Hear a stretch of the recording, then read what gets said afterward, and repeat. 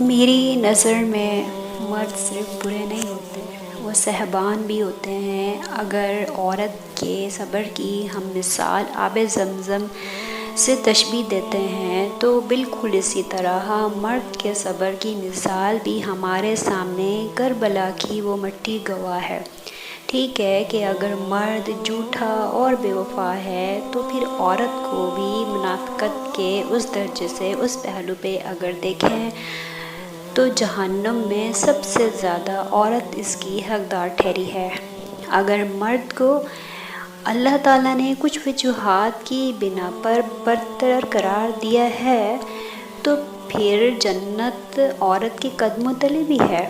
بالکل اسی طرح اللہ تعالیٰ نے مرد کو اپنے بیوی بچوں کے نان نفقے کا ہر طرح سے ذمہ دار قرار دیا ہے تو پھر عورت پر بھی یہ لاگو ہے۔ اس کا گھر، شوہر کے سکون اور اولاد کی اچھی تربیت گویا جہاد کی مانند ہے۔ اگر عورت کے کچھ خواب ہوتے ہیں تو بالکل اسی طرح ایک پرسکون زندگی مرد کا بھی حق ہے، اس کے بھی کچھ خواب ہوتے ہیں۔